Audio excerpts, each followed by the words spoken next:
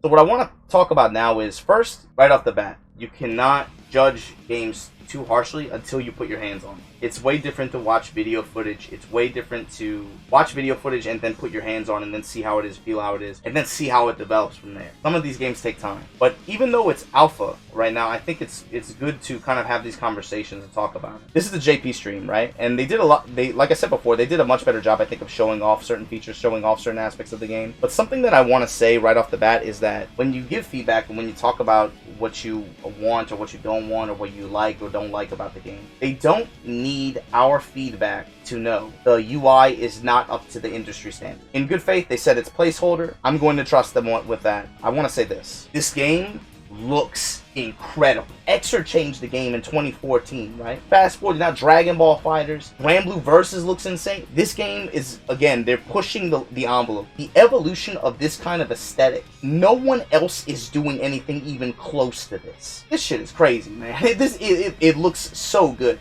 It sounds good. I mean, what do you say about that? There's just the effort in terms of aesthetic and audio design is just incredible. It's out of the park. All this makes me I want more developers to outsource Arc System Works to develop more games for them. I don't want Granblue Versus to be the end of that. I don't want Bandai Namco getting them to make Dragon Ball FighterZ to be the end of that. So I want Capcom to say, hey, Arc System Works, I want you guys to make a Darkstalkers game. SNK, I want them to be, hey, Arc, we need you guys to make R2. I think they're the only studio that can deliver the aesthetic and the presentation that games like those would deserve. Could you imagine a JoJo's fighting game? Could you imagine another Hokuto no Ken?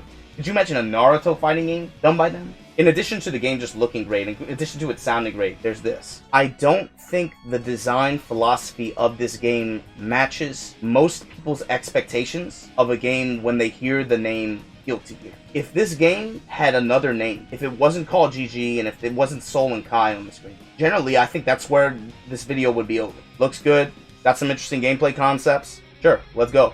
But for Guilty Gear, when you say the name GG, there's certain gameplay characteristics, gameplay traits that I associate with that name. And the thing is, this is where things are going to kind of change a little bit, because depending on who you are as a player, what games you started with, what games you've played in your player history, it's naturally going to be some variance, right? But to me, when I think about Guilty Gear, these are gameplay and presentation concepts that I think about. Dynamic, nuanced 2D movement. There's so many ways to move in this game. But not just move, so many ways to quickly transition into different kinds of movement. You have dash, you have dash FD break, you have instant air dash. This game is about high speed, high flying, dynamic, nuanced movement. And then on the other side of that, you have ways, not just for yourself to move, but you have so many ways to interact with other people's movement as well. I think movement is a big deal. I think speed is a big deal. I think that's naturally a part of my GG image. Sandbox style combo system that is very freeform and, dare I say, open world. To be creative and express myself, not just through routes, but to be able to improvise in certain moments and times. The other thing is powerful offensive options, but met with powerful defensive options. It has to do with resource management.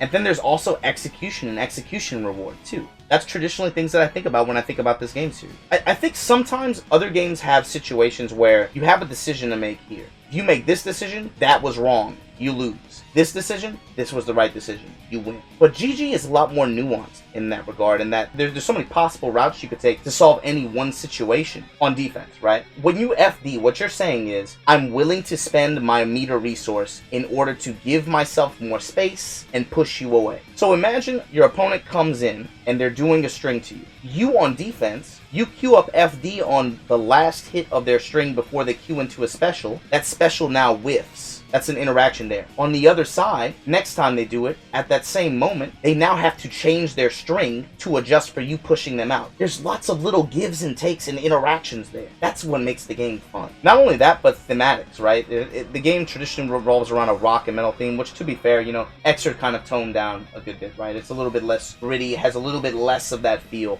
compared to its predecessors in the XX series. Those, I think, are ideas that most people, if you ask them things that they associate with Guilty Gear, they'll probably give you answers from that list. There won't be so much variance.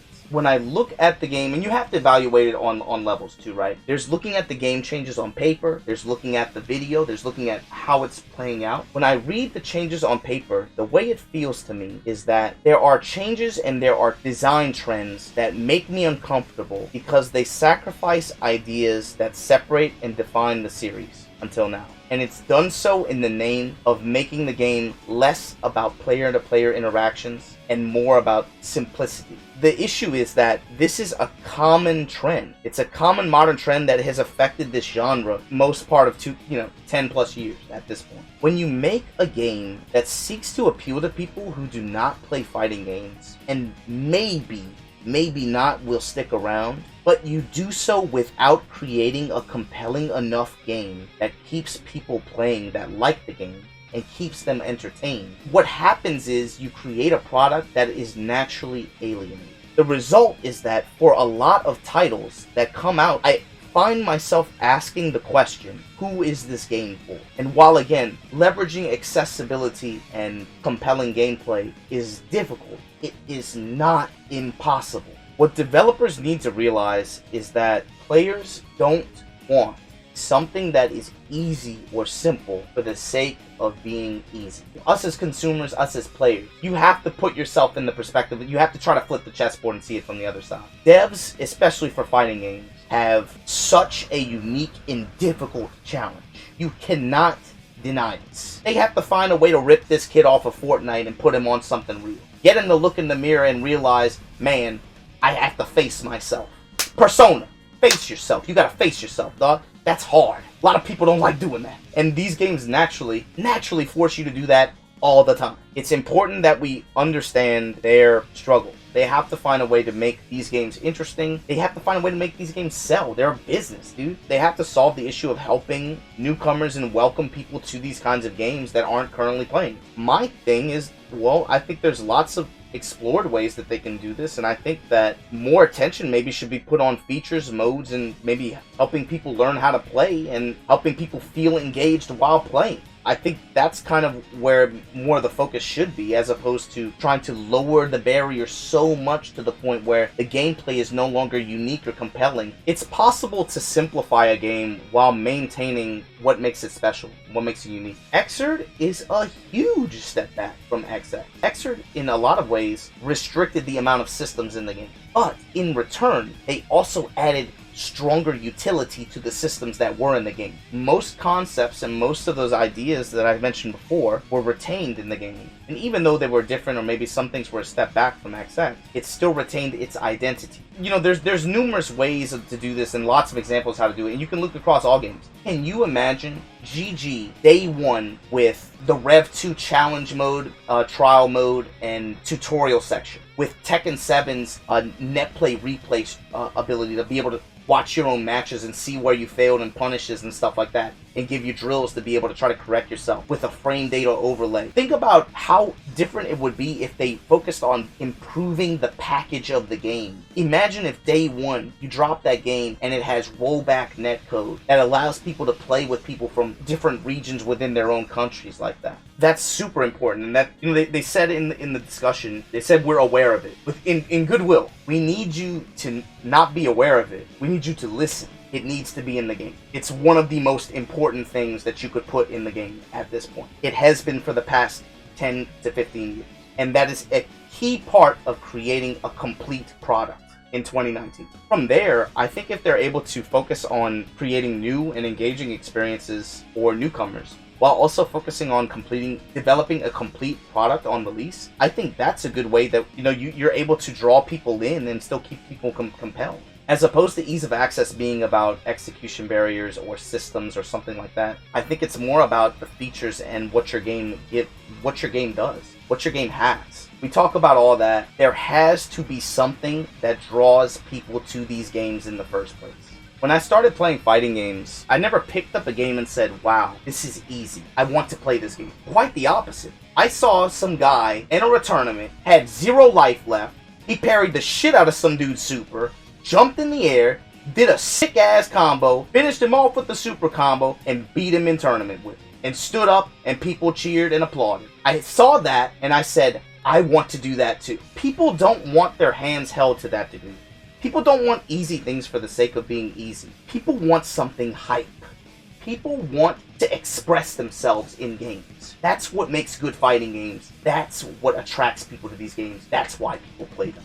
If you guys don't know Ryu, longtime Guilty Gear veteran, one of the best players in the Osaka region, an organizer of events out there in West Japan. He organized a list of all the new system mechanics and changes, I guess, for this new version, right? And a lot of them were translated by Gray Furman. Gray Furman he's basically a translate bot. He turned this out with the quickness, so you guys need to give him props. I'll put links to him to both in the description. What I want to do as I read these is I want to group these into categories. The first category I want to say is concepts and ideas that I like. The second category is things that I think are interesting. And by interesting, I mean I'm not sure how it influences gameplay. And the third category is something that I want to call questionable. What I need you guys to understand is that it's very difficult to talk about stuff like this, especially because you got to remember, man, these developers, they've worked on this stuff for, 3-4 years. A lot of them have poured, overtime weeks, all kinds of stuff just to be able to create the game and bring it to where it is now. To have people just, get online and just bash your stuff. I mean, it's perfectly understandable for people to be defensive and for people to be, take offense to that, right? I want to be able to put the way I feel in a way that respects that. With that said, let's go. Air dash and double jump are still in the game. That's fine. Tension gauge still in the game, as we would expect, right? That's fine. Throw is now 4 6D. Throws have whiff animations. This is true for air throws as well, right? So now with throws being 4 and 6D, you remove throw OS. I think that's interesting, though. The fact that there's now a throw whiff animation in Guilty Gear. With the speed of the throw, they weren't specific with how fast it was, but they said that if you try to mash throw, you're likely to get hit. So it leads me to believe maybe 3 frames or something like that, as opposed to what we're used to with 1 frame throw startup. There's a dash button, 1 button dash. Shout out to Fnatic, and 6 still dashes. So no real big issues there. Weaker normals like 2P only Gatling into command normals. So that would mean your kicks and your punch button can only Gatling into themselves, aka you auto combo it, or they Gatling into command normals. This concept and this idea nerfs block strings, combos. The entire Gatling structure is inherently more limited. I am not in favor of more limitations. I want to put this into the questionable category. Longer combos aren't present, but close S5H does a lot of damage. Hard combos are not necessary. That inherently sounds like a limitation on the combo system. Questionable category. Blocking mid dash is possible without FD.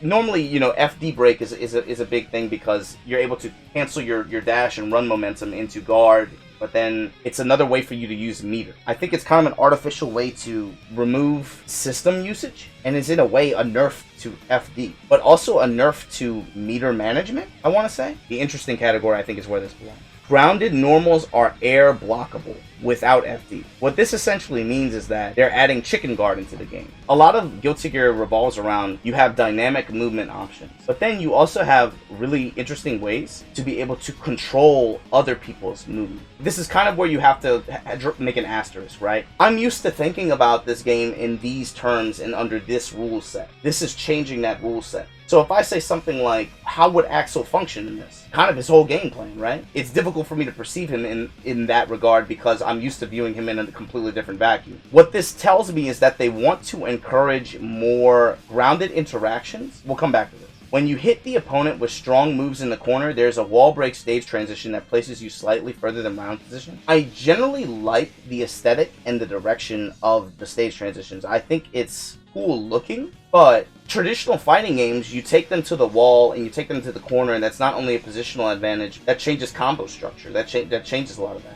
I think if you have the option of going for wall break as opposed to just normally just taking corner control, probably fine. What if you had to spend meter to power up a move in order to break the wall? I would put that in interesting. Only 2D hard knocks down. Other knockdowns lead to an auto back tech wake up. So this is a huge change.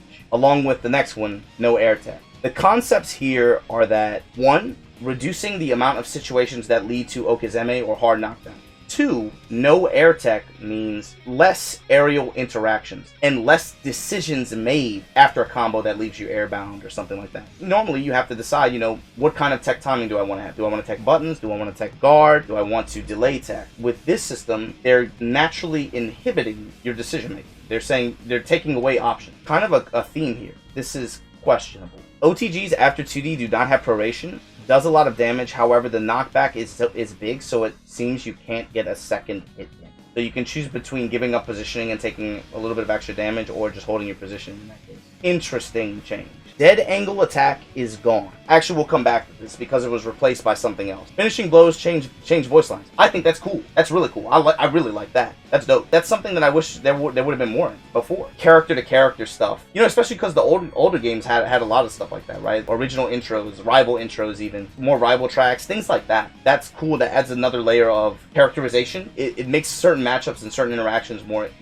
fun to me. I like that. I like that a lot. Dust attack is still an overhead. Knocks back pretty far horizontally. This is a big change. Couple that with dust attack wall bounces, or wall sticks, one or the other, when it hits in the corner, which allows for a combo. Okay, so that's not so strange. The theme here is generally a more grounded game. Questionable. The homing follow-up is only available on counter hit, but the single hit of dust does a sizable amount of damage. So they buffed the single hit. Only on counter hit will it launch for the air combo, I'm assuming, right? They want less aerial interaction. A kind of strange design standpoint, especially for a game that it's built on grounded but also aerial interaction. The startup is faster for all characters. I'll say that's interesting. Generally speaking, combos from overheads are not possible mid-screen. I can't really imagine how that works. I'll pass on that. Some moves have a cinematic on counter hit. That's cool. I like the idea of some kind of a more visual effect to add oomph or impact to that hit. Kind of what they're trying to capture, right? You want to think like Tekken. Tekken does a lot of that kind of stuff, right? Where counter hit just zooms in and it gives this added impact to the attack. I will say, I think maybe with the way they've done it, it might be a little excessive.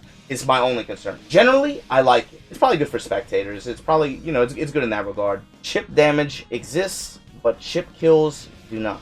This is a Street Fighter V chip. I think this is very questionable. Why can't chip kill anymore? If FD exists specifically to prevent chip damage and chip kills, I don't have to FD in that situation. You know, I mean, dude, there's some characters that revolve around that. Venom's Dark Angel is specifically says, hey, you're either going to give me your meter or you're going to get chipped out, man. I'm glad that chip damage still exists. I don't understand why chip damage does not kill. Questionable change to me. No stun, no stagger. Can't understand why you would remove that. No blitz. Blitz was probably something that a lot of players talked about that they would have liked changes with. Taking it out but without replacing it with something, I think is a little awkward. I think that's questionable. I think having some form of parry system in the game it's cool. It's hype. It adds another layer to the defensive mechanics and defensive options and systems that you have to weigh. No danger time. I like that a lot. If you take Xrd as it is right now, you remove danger time, it automatically is a better game.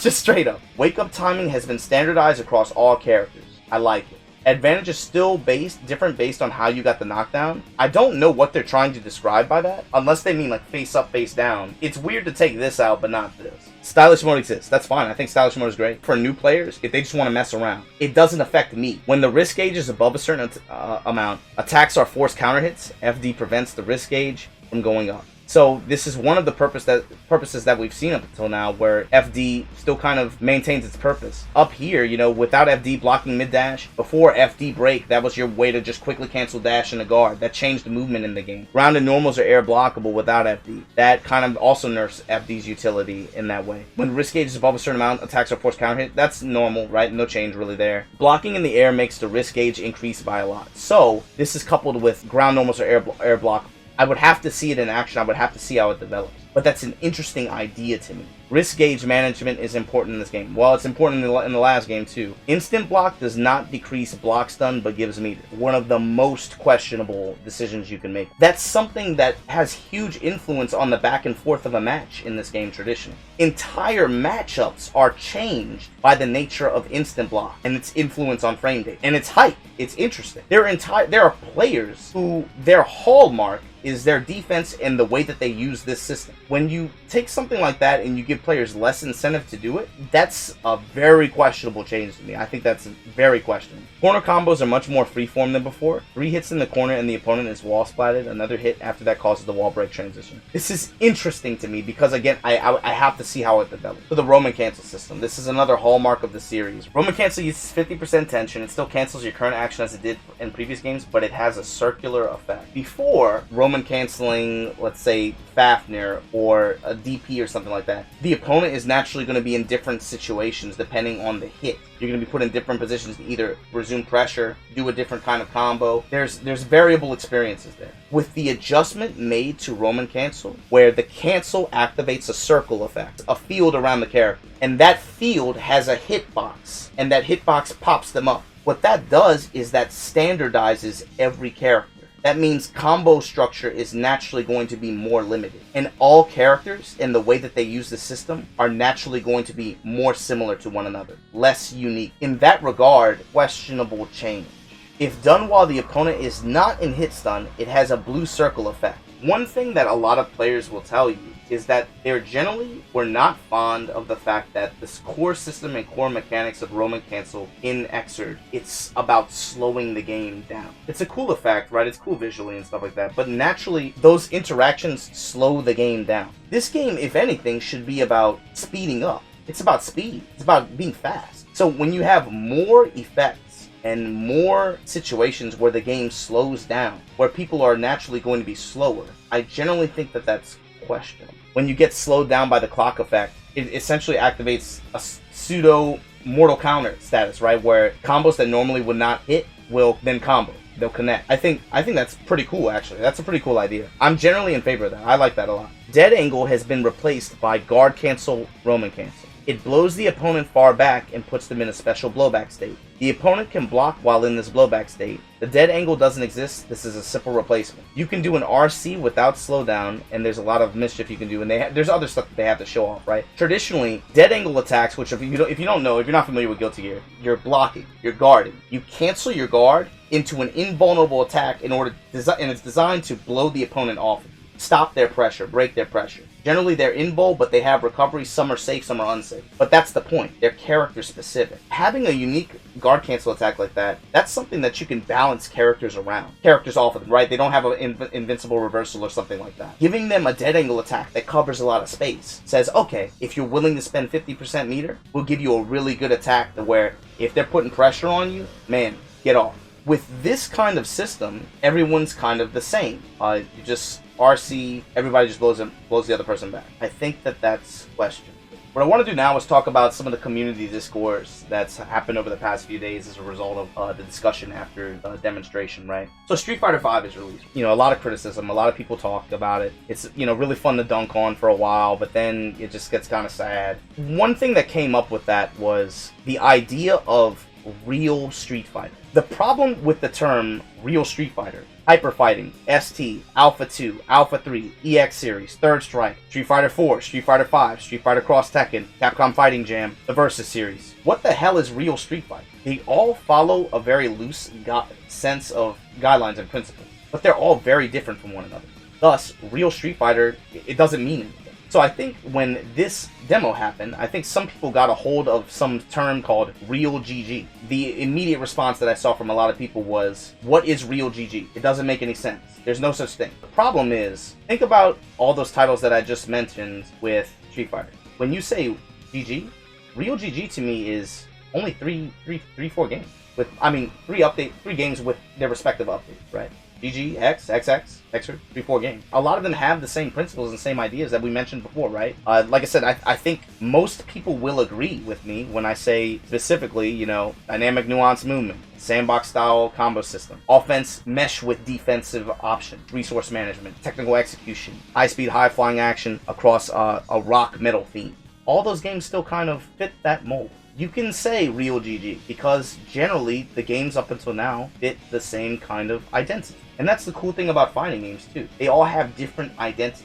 When you sacrifice too much of that and create kind of almost an entirely different kind of game, that's naturally going to make people that have experience with the series and franchise until now a little uncomfortable. Xrd until now has been one of the outliers, right? It's way different than what came before. But even so, it's still able to, like I said, it still feels like Guilty Gear. Let's talk about this. I saw tweets like these. If you look at the top left, did someone give me a too long didn't read on why GG players are so upset right now, especially since the game hasn't even been released yet? Nagatalak, if you don't know, he's a TO commentator. He's an old head. He used to be on SRK a lot. I think I remember him from GD a lot. He responds, "It doesn't play like previous GGs. That's literally it. They don't like change." It doesn't play like previous GGs. That's true to an extent. That's literally it. That's not true. They don't like change. That's not true. I think it's really easy to sit in your ebony tower, right, with your staff and haha, they don't like change. But if you actually A, play the game, B, talk to people that play the game, C, interact with people that are in the community and talk or try to communicate with them and try to understand them, they'll tell you that that's not really true. Generally, people don't like change, I think. I think that's true to a degree. But when you say that there's a new product like that, I don't think that that's necessarily true. It's not that we don't like change. The problem is, if you look at the proposed changes, if you look at this list of systems, this is all moving into a more homogenized, simplified grid and design. And that's the problem. He goes on to say, truthfully, the FGC only wants new mechanics if it's a new IP. The rest of the time, the FGC wants the IP they love, made nicer with better netcode, and maybe one newish but still familiar mechanic they can call new. I agree with a lot of that, actually. If it's a new IP, I think, yeah, generally that's a good opportunity to try out a lot of new mechanics because people don't have that kind of attachment. The rest of the time, the FGC wants the IP they love made nicer. Who doesn't want what you like made nicer? With better netcode. Who doesn't want that? And maybe one newish but still familiar mechanic they can call new. So the problem, again, with this last line is that the nature of the change is homogenized and it's all gravitating towards the same idea.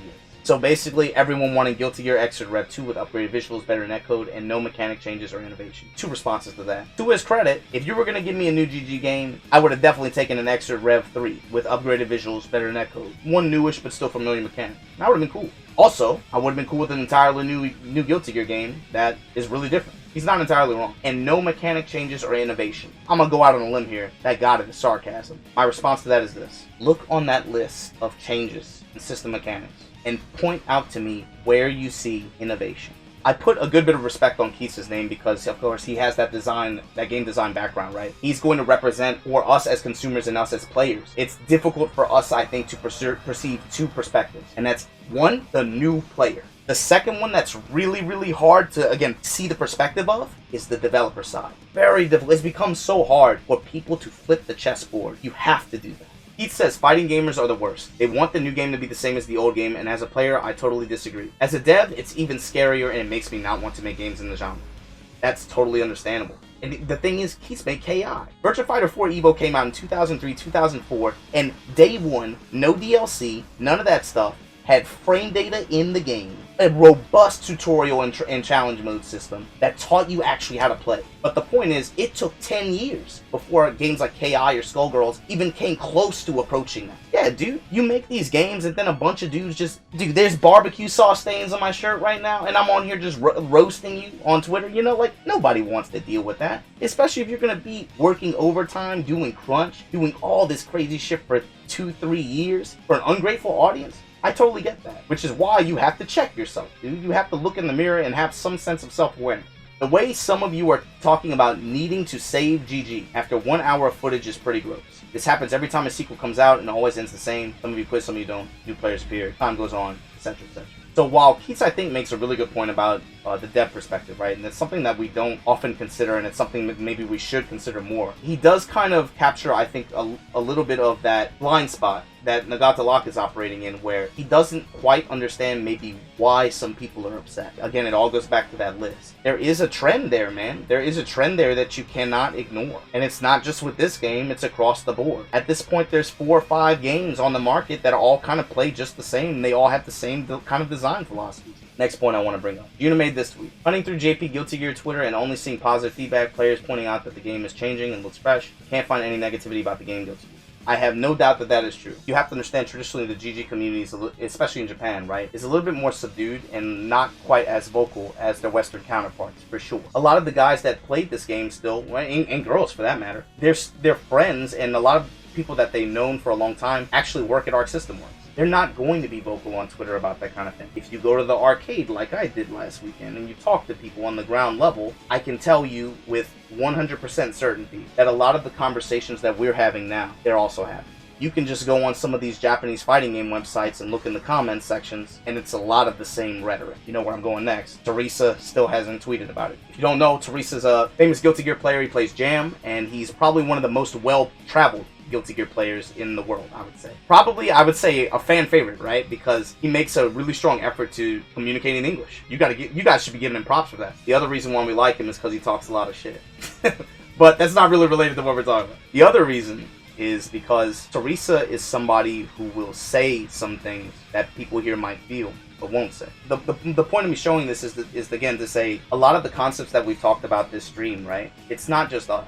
These very same ideas, some of them are being reflected over here as well. Furthermore, I want to address maybe another concern that I have for the game, especially domestically in Japan. It's still early, right? But I have to explain to you or describe to you the situation in Tokyo. In Japan, this is a traditional arcade game. Even now, people are still going into arcades and playing this game. Man, I went to Mikado on Sunday. I didn't expect to even stay long, man. But you know what? Second floor Mikado, they had a Virtua Fighter 3 TV tournament, had 100 people in there, damn it. At the other end of the top floor, a 60-man Guilty Gear team tournament, but they had at least 70, 80 people over there, man, even just to play. Killed 4 or 5 hours. Think about where we are in 2019. We've had lots of developers already kind of walk away from the arcade platform. Understandably so, right? The writing is on the wall. It's been on the wall for years. The problem Tokyo has is there are not a lot of offline venues to go and play the game. If you don't have arcade, there are not a lot of places to go and play. Time, space, that it's all too expensive. In the past 4 to 5 years, there have been more venues pop up, such as we run Fighting Tuesday every Tuesday, Gamesphere in Nakano. Even that venue now is a lot busier now than it was last year. Esports Square in Akihabara, they have the Street Fighter V gatherings there. They have Street Fighter V gatherings in Gamesphere as well. Those places are A, few and far between, B, difficult to get days. So let's say that this game does not have an arcade version, which I almost do not expect it to have. Who is going to run events for this game? Where are they going to run them? Does the game culture here completely shift the net play? I don't think that there's enough venues with enough time, with enough space to be able to run stuff on console for that game now. You got to understand, it's a lot more competitive now than it was 3 or 4 years ago in that same space. You're competing with multiple other developers and multiple other games who already have their days and already have their spaces, already have their venue. So that's a big question mark. If this game is only on console, I have a serious concern about how well it will do in terms of having consistent access to being able to play it offline in Japan. If there's an arcade version and it's on the new AllNet system, that means arcades like Mikado, arcades like some other game centers that are not Club Segas, those mom and pop arcades are going to have to pay very high dollar to get those machines. And that's if the game plays well on those machines. I don't know if they can afford that. Outside of some arcades in Akihabara or maybe a couple in Osaka, I don't know that very many can even utilize it. There's definitely some uncertainties on that regard. That's all I had to say about New Guilty. I don't know if I bored you guys with rambling or anything like that, but I just wanted to take some time to write down how I felt after watching that and reading that. And I took some time and took a nap, be able to write down my thoughts. I wanted to be able to lay them in a way that can be used as feedback, but also kind of give other people a perspective of where I'm coming from. And I don't expect it to convince any of you. That's not the purpose of this. I hope that it puts it more on you guys to think about how you feel, but also consider the perspectives of the other stakeholders and parties in this. Right? You have to think about the developers. You have to think about new players. And that might be a weakness that I have. Maybe I don't consider them enough. Or maybe I'm missing something, right? It's quite possible. It's at least a conversation that we can have together. Because at least by talking about it together, we might be able to come up with some answers. And that's a lot better than just making blanket statements and just being whack on Twitter, right? Anyway, let me know what you think in the comments below.